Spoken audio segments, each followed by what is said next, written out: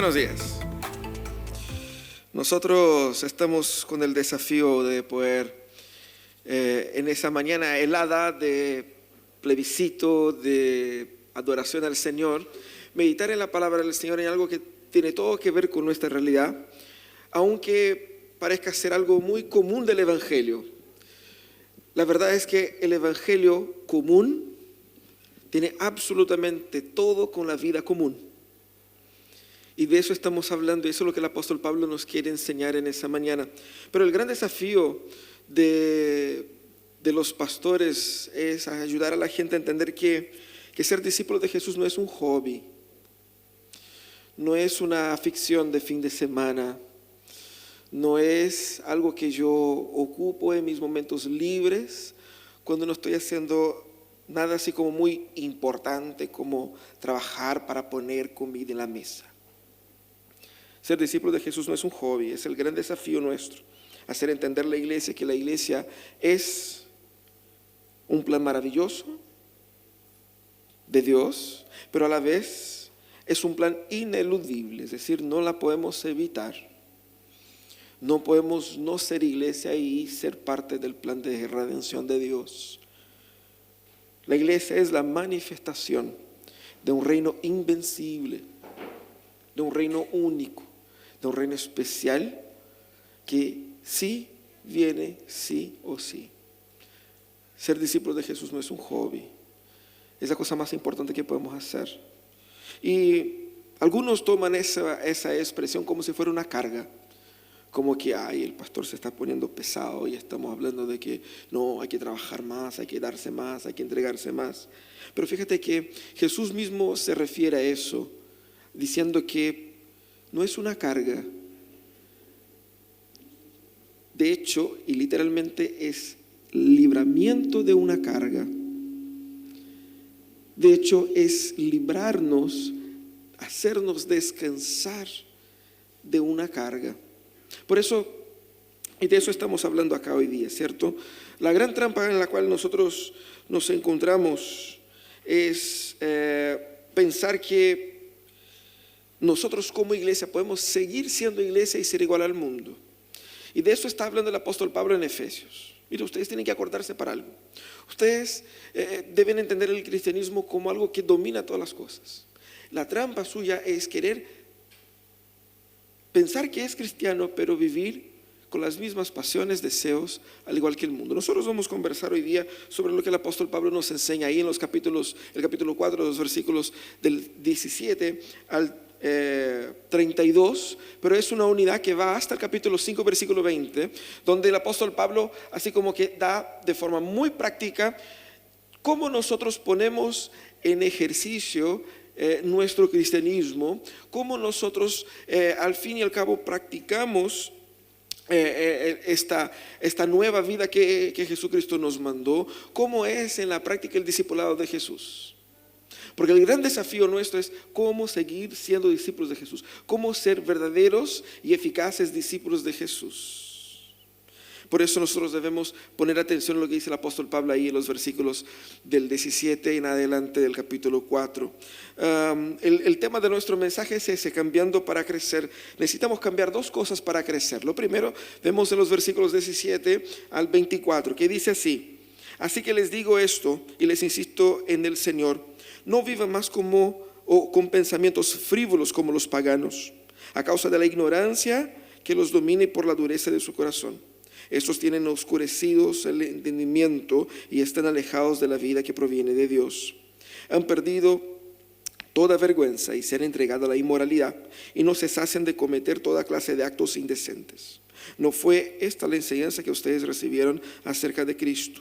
Si de veras se les habló y enseñó de Jesús según la verdad que está en él, con respecto a la vida que antes llevaban, se les enseñó que debían quitarse el ropaje de la vieja naturaleza, la cual está corrompida por los deseos engañosos.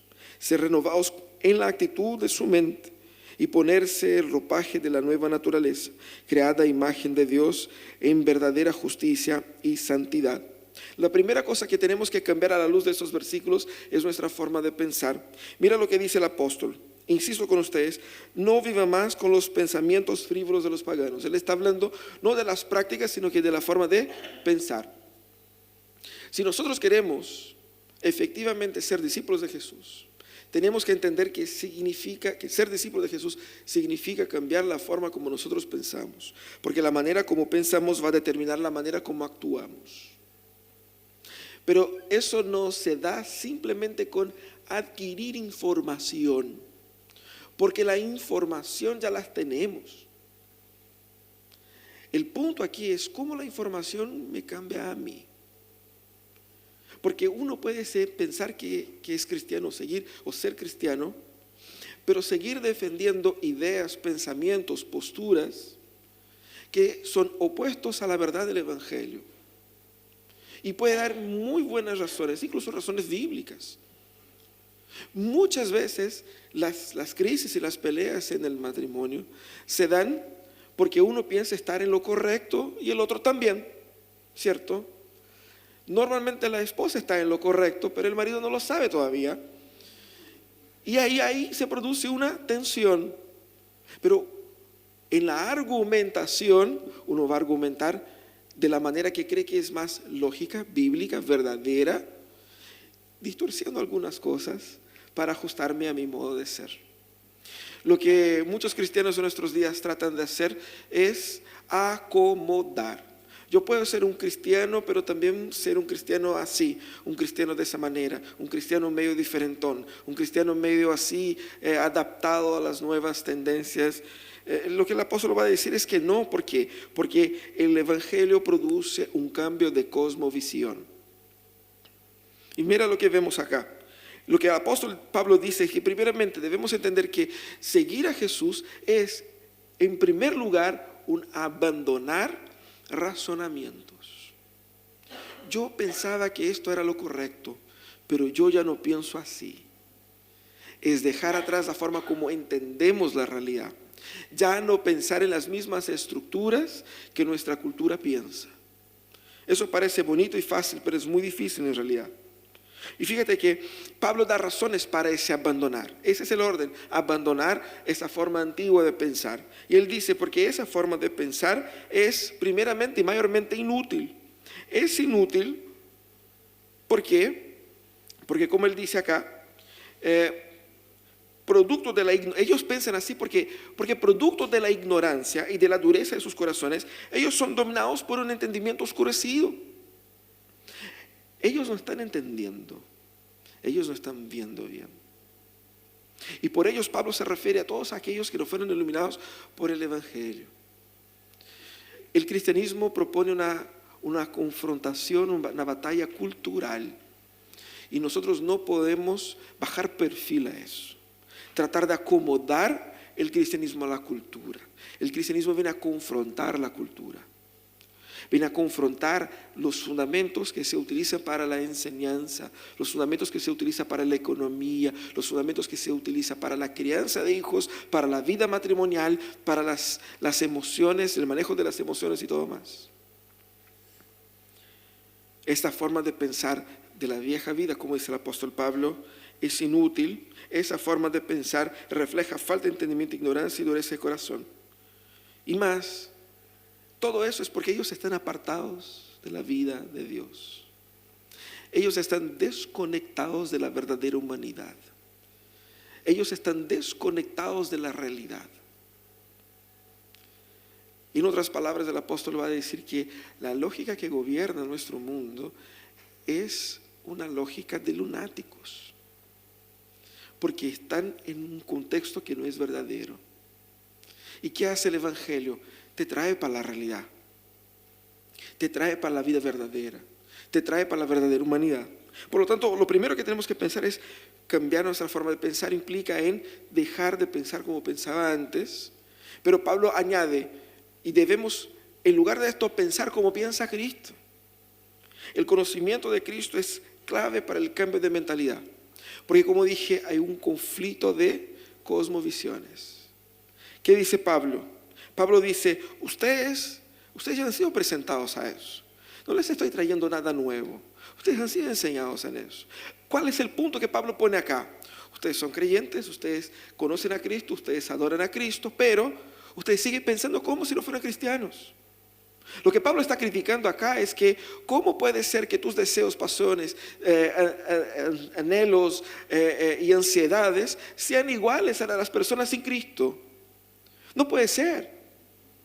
No puede ser que los argumentos, que la lógica sea igual de una persona sin Cristo, porque lo que Cristo propone es totalmente diferente de esto. ¿Qué es lo que deben hacer entonces? Abandonar primero un romper, y eso es difícil, hay un morir ahí. ¿Por qué? Porque uno se identifica con posturas que ha tomado en la vida. No, si yo soy así. ¿Qué Cristo viene a decir? No, eso no es verdad. Y dejar romper, abandonar un razonamiento, una postura de vida, es conflictivo porque va en el medio de nuestra identidad.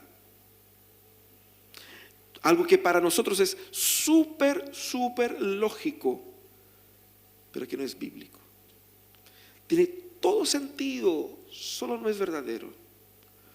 Me calza, a mí me parece, a mí me gusta, pero no es como Cristo entiende las cosas.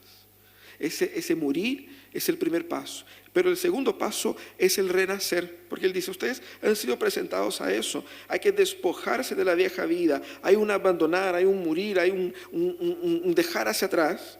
Pero hay también una actitud positiva. Y Pablo utiliza esa expresión de desvestirse de esta vieja vida para vestirse de la nueva. Lo que Pablo deja entre líneas aquí es que la ropa no soy yo, pero la ropa habla de mí. Yo puedo dejar hacia atrás razonamientos, ideas, pensamientos, y Cristo me da su propia ropa. Literalmente Cristo me presta ropa, ¿cierto? Cristo me apaña, Cristo me da una nueva perspectiva, una nueva cosmovisión, un nuevo diseño de esta realidad. Y dice, vestirse de esos nuevos razonamientos, de esa nueva comprensión de la realidad, que es definida por Jesús, es una nueva naturaleza. Refleja el carácter de Dios, una realidad humana basada en la verdad justa y santa. Y pensar como Cristo es la esencia del discipulado. Si usted piensa, ¿qué es lo que es el discipulado? El discipulado es el proceso en el cual nosotros somos entrenados a cómo abandonar una forma equivocada y pecaminosa de pensar para aprender progresivamente a pensar y ser como Jesús. Eso es discipulado. Y el discipulado se da en comunidad cuando yo participo con la iglesia en la adoración. Se da en los grupos pequeños cuando yo soy ejercitado a confrontar mi pecado, a compartir mis cargas, a orar por otros, a preocuparme con alguien más que yo. Cuando yo participo en el servicio, en el aseo, ayudando a preparar el cafecito, en el turno de la puerta, en el turno de acá, de allá. Cuando yo me involucro en la comunidad, cuando yo sirvo, cuando amo, es Dios trabajando en mí, ayudándome a que la forma de pensar, mi forma de pensar sea transformada. Eso es ser discípulo de Jesús, ese es ser discipulado. El discipulado de Jesús es la consolidación de la cultura del reino en la mente. Es ver el mundo con sus ojos. Y fíjate que estamos en una campaña política bien politizada, bien extremista. En un lado todos ven así, ¿no? El otro siempre es el diablo, yo soy siempre la salvación. Todas las dos posturas se presentan como la salvación del mundo. Pero muchos evangélicos y muchas iglesias han tratado de utilizar algunas expresiones como para explicar o para ajustar las cosas. Muchos dicen así, a modo de decir que no importa cómo votes, al final, el día después, Jesús reina. Pero si Jesús reina, eso tiene profundas implicaciones sobre cómo yo debo votar. No baja perfil, por lo contrario, sube el perfil, empeora la cosa. Porque decir que Jesús reina, decir que la lógica de vida y la cultura deben ser definidas por Jesús, independiente de si la gente es cristiana o no, porque Él reina por sobre todos. Es una postura política muy osada, Pero la gente utiliza eso como para bajar perfil. No, si Jesús reina, no importa lo que pase. Bueno, Jesús seguirá reinando, nadie le quitará eso. Y nosotros no estamos votando, no votaremos nunca por si Jesús reina o no. Eso nunca fue puesto a plebiscito. El punto es, la verdad absoluta de Jesús se impone como una verdad que no puede ser ninguneada, ni siquiera rechazada. Decir que Cristo reina significa que yo asumo como discípulo de Jesús todos los valores éticos, espirituales, relacionales, emocionales del reino. Yo pienso como piensa el reino. Y eso te va a hacer mucho más difícil vivir la vida, más que ayudarte, te va a complicar. Porque ¿cómo debo pensar, cómo debo interpretar esto? Es mucho más complejo que una opción A o B. Es mucho más complejo que un lado u otro. Y más, si Cristo reina, yo no puedo transar en partes, ni con un lado ni con el otro. Porque Cristo viene a aplastar a ambos lados. Pensar como Cristo es el gran desafío de la iglesia cristiana hoy.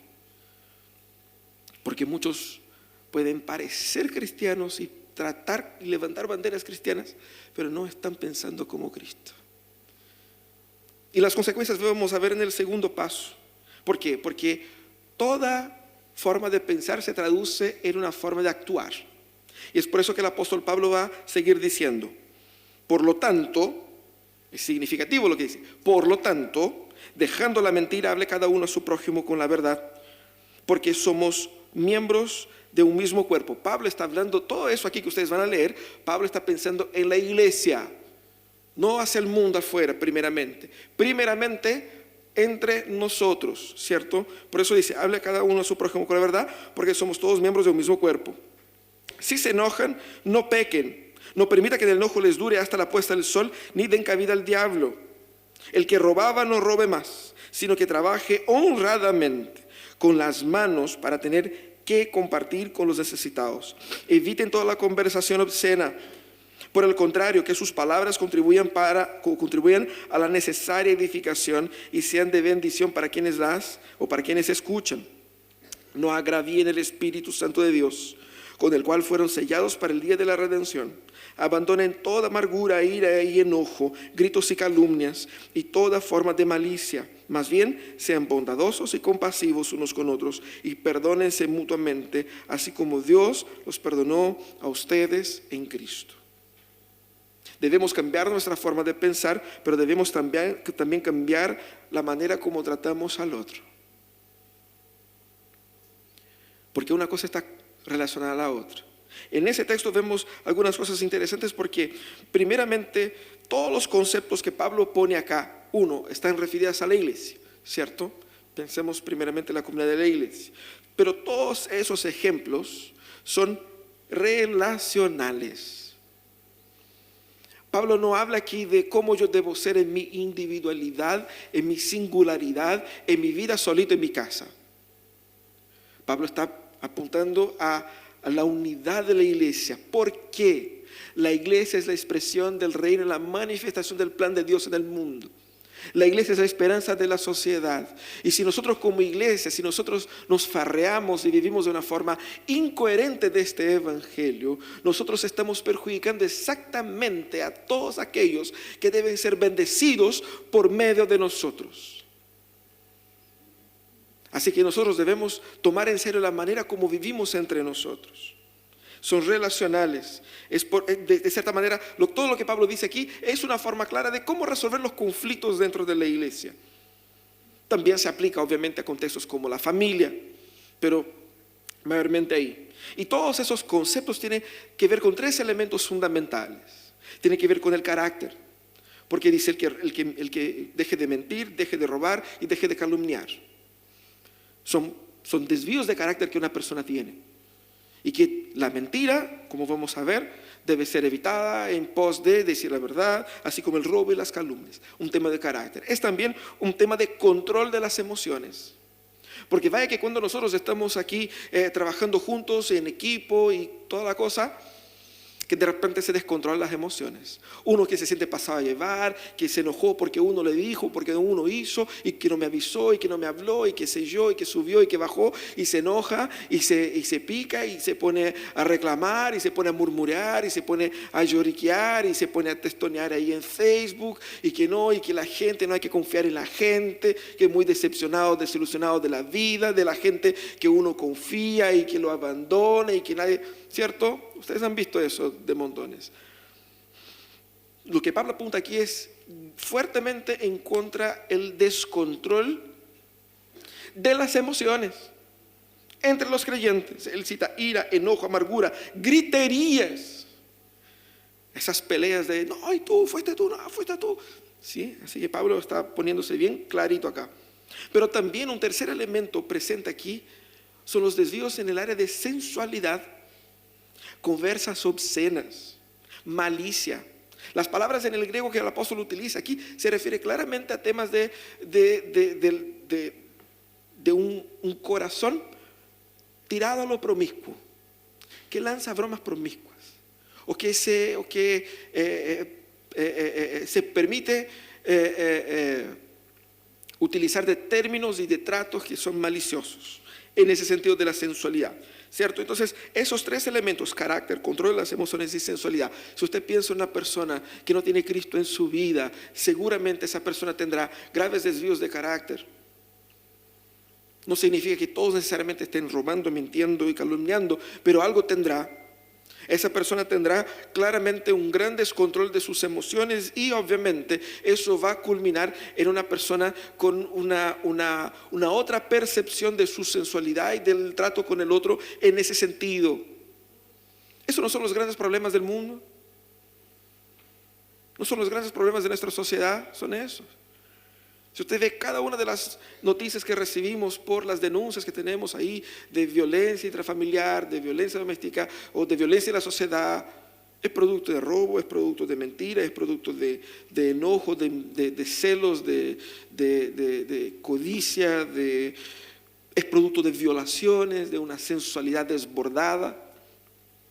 Pablo dice, ustedes no tienen que compactuar con nada de eso. Entonces, ¿qué es lo que hace el apóstol Pablo? Él hace esas listas y podemos separar esas listas en dos grupos. Por un lado, tenemos ahí lo que hay que ser evitado. Y Pablo pone, ¿qué es lo que hay que ser evitado? La mentira, el enojo persistente, porque Pablo es consciente de que a veces uno se enoja, ¿cierto? Pero dice, no quede enojado para siempre. El enojo persistente, el robo, la conversa obscena, la amargura, ira, enojo, griterías y calumnias y la malicia. Eso es lo que Pablo pone ahí, ¿cierto? En un otro lado nosotros tenemos lo que debemos buscar. Pablo dice que debemos buscar la verdad, resolver el enojo, trabajar para ayudar a otros, hablar lo que edifica y ser bondadoso y perdonarse mutuamente. Lo que nosotros debemos entender es, cuando Pablo dice que yo debo dejar de mentir, abandonar la mentira, lo que yo debo hacer es hablar la verdad porque nosotros somos un mismo cuerpo. Es decir, el que mienta al otro se daña a sí mismo. Estamos hablando del contexto de iglesia, ¿ya? Primeramente, obviamente que eso se aplica a toda la vida, pero primeramente ese es el argumento que el apóstol Pablo da. Porque el que engaña al otro se engaña a sí mismo. Él le hace un daño a sí mismo porque somos un mismo cuerpo. Porque si mi cabeza empieza a mentir en mi corazón, yo muero, ¿cierto? Si mi cabeza empieza a decir, no, que yo no necesito tanto sangre para esos lados, esos dedos no necesitan tanto sangre, y de repente mis dedos empiezan a morir, o cosa peor. Esa es la lógica que el apóstol Pablo aplica acá. Pablo dice que debemos abandonar el enojo persistente y buscar resolver el tema. ¿Qué es lo que Pablo quiere decir aquí? No debemos permitir que crezca en nuestros corazones raíces profundas de amargura y de rencor. Debemos alimentar una disposición resolutiva. Si estás enojado con alguien, resuélvalo. Ese es el punto. Porque si yo dejo que en mi corazón se vaya desarrollando esa cultura de amargura, de rencor y no resolver esto, estoy dando espacio a Satanás para que él me haga sufrir, para que Él se aproveche de todas esas cosas. Es exactamente eso lo que dice el apóstol Pablo. Un corazón amargado y rencoroso es tierra fértil para el diablo, que busca oportunidad para destruirnos, para destruir relaciones, para destruir amistades, para destruir a la iglesia, para debilitar a la iglesia. Por eso es tan común ver gente peleándose en las iglesias, porque corazones rencorosos, que nunca fueron confrontados, que nunca fueron sanados, que nunca se perdonaron mutuamente. Y ahí Satanás se aprovecha de eso y hace con que eso se transforme en algo grande. Lo tercero que el apóstol Pablo dice es interesante. El que robaba, deje de robar, ¿cierto? Y uno va a decir, aquí estoy seguro, más o menos. ¿Qué es lo que el apóstol Pablo quiere decir acá? No simplemente deje de robar, que ya es algo bueno, pero dice, sino que trabaje, no para tener con qué mantenerse y no necesitar del otro. Pablo va a decir, trabaje para poder ayudar al otro. Lo que está implícito en robar es la idea de que uno es más bien un peso, un estorbo, y obviamente por ende mismo es algo que le priva de los demás, algo que les beneficia. Lo que Pablo quiere es que nosotros seamos personas que aportan a la comunidad, aportan y contribuyen para el otro. Fíjense que el objetivo no es individualista, sino que comunitario. ¿Trabajar para qué? Para tener con qué ayudar al otro. No para cambiar de tele, de auto, de casa, ¿cierto? Para tener con qué ayudar al otro. Esa es la lógica del reino. También dice, dejen de hablar tonteras, pero él no dijo tonteras. La palabra aquí del lenguaje obsceno es tal cual, lenguaje obsceno, lenguaje pornográfico, lenguaje que trata de disminuir al otro, desconstruir al otro, lenguaje que claramente va a herir al otro, aunque sea broma. Quizás uno puede decir que se libró de robar, que se libró de mentir mayormente, pero aquí muchas veces nos permitimos caer porque es algo que es así como, no es un crimen hablar tonteras. De hecho, hay gente que se gana la vida así, ¿no? Lo que Pablo apunta aquí es que lo que nosotros decidimos hablar influye en los demás. Y en vez de construir y bendecir a otros, yo estoy siendo un instrumento para destruir el corazón del otro. Mi preocupación debiera estar en el otro. Fíjate que toda esa la dinámica de mis reacciones, de mi postura, debe ser el otro, de bendecir al otro, trabajar para bendecir al otro, no enojarme para solucionar el problema con el otro, no mentir para ser honesto con el otro. Todo es pensado en nuestra relación unos con otros. Entonces mi conversación, mis palabras debieran ser palabras que producen edificación. Pero si usted no tiene nada que edifique, no hable nada. Porque a veces es mejor callarse que dar espacio para temas, para conversaciones que no van a edificar. Eso es lo que le apunta el apóstol aquí. Debemos usar las palabras con sabiduría para construir. No porque las palabras tienen poder. Eso es lo que fue muy famoso ahí entre los evangélicos por ahí, ¿no? Las palabras tienen poder, así que si usted dice, si usted decreta con su boca, se va a consumar. No, no es así. Esa es una bola. Es alguien que inventó para vender libros. Eso no existe. La verdad es que las palabras reflejan lo que yo pienso, lo que yo quiero y lo que yo entrego al otro. Por lo tanto, mis palabras deben reflejar lo que yo soy en Cristo, lo que yo espero que el otro tenga. Debe reflejar mi aporte al otro. Ese es el punto aquí. Pablo también apunta a los desórdenes del corazón. Debemos abandonar la amargura, la ira, el enojo, los gritos, calumnias. Cuando vemos eso aquí, vemos una pelea, ¿cierto? La pelea tiene todos esos elementos. Gente amargurada, gente peleando, gente enojada, así con la vena, así como que saltando, ¿cierto? los viejos a punto de ahí tener un infarto, la gente tirándose sillas. Controlar el corazón es difícil. Y es aún más difícil si nosotros queremos controlar sin Cristo. Pero lo que Pablo dice es que hay un proceso. Eso todo se trata de un proceso. Viva en ese proceso de que el Señor vaya sanando sus emociones. El Señor no sanará sus emociones sentadito, durmiendo en la casa, así como acobijadito. El Señor sana nuestras emociones por medio de la convivencia en la comunidad, por medio de exponernos al otro, por medio de preocuparnos por el otro. Porque la razón de todas esas amarguras, iras, enojos, escalones, griterías, es el constante preocuparse únicamente de mí mismo, de mis deseos, de mis pasiones, de mis intereses. La raíz por detrás de todas las peleas que tú puedas tener en tu hogar está ahí. En algún momento alguien se preocupó más de sí que del otro y ahí quedó la embarrada. Así también en la iglesia. ¿Cómo debemos ser? Pablo dice, bondadosos y compasivos. Bondad y compasión, dar y entender. Dar prioridad al otro. Dar espacio al otro. Pero eso es injusto. No importa, yo soy generoso. Eso resuelve soluciones. Pero ser bondadoso no es hacer cálculo. Te di la pasada 1, 2 veces, la tercera no. Y uno va sumando, ¿no? Y va sumando como yo ayudé a ese uno 1, 2, 3 veces y ahora necesito ayuda y me dice que no. Y uno se enoja y se cierra en amargor. Así como, ay no, ese uno, ese hermano, esa hermana, cuando yo más necesité. Y uno se va poniendo rencoroso y va sumando. Cuando se arma la pelea, porque tú en 1999, ese día, el 24 de abril, me dijiste tal cosa, dijiste soy feo. Y eso quedó en mi corazón. Y parece chistoso, pero es verdad. Uno se la guarda.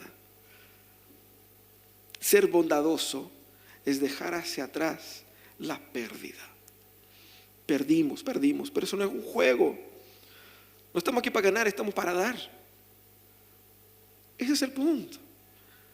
Y hay veces que las cosas no son justas y no son justas nomás. Pero yo tengo que ayudar a construir y no a ganar para mí méritos o beneficios. Por eso debemos dejar eso a un lado y ser bondadosos y compasivos. El compasivo es el que mira con empatía al otro, que entiende la situación del otro, que tiene la disposición de pensar más allá de sí mismo.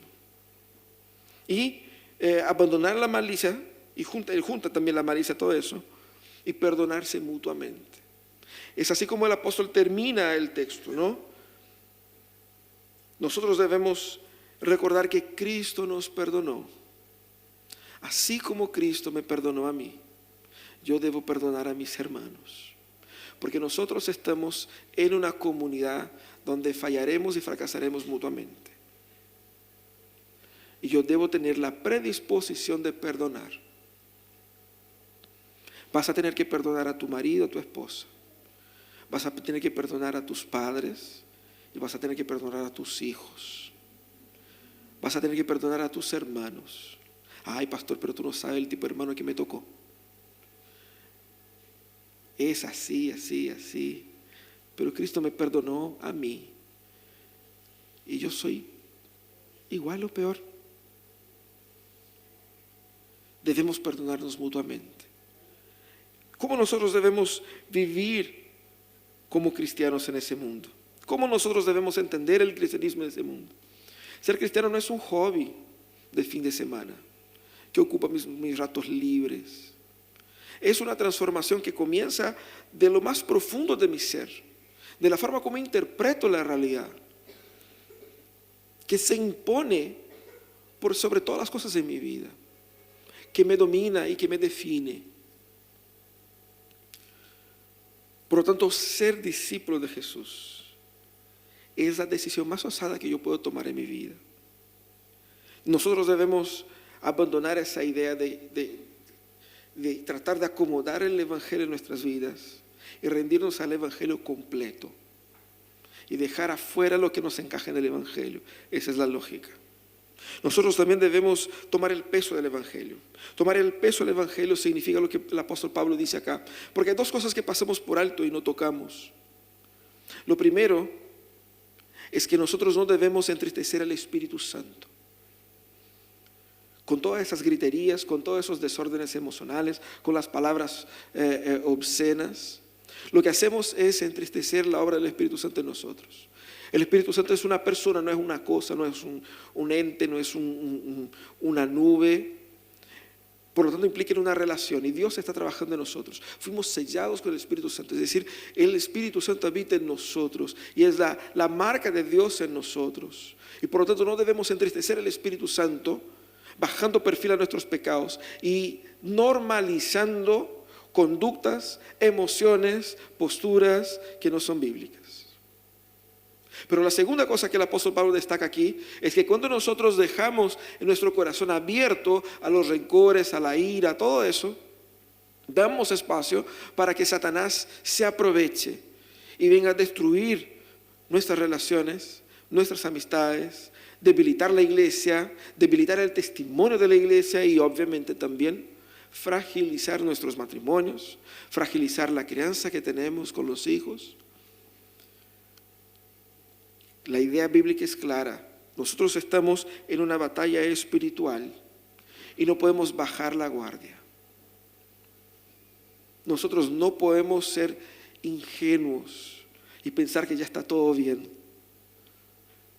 Si nosotros no nos cuidamos mutuamente, si nosotros no vigilamos nuestro corazón, podemos ser nosotros el instrumento y la puerta por medio del cual la desunión invade nuestra iglesia.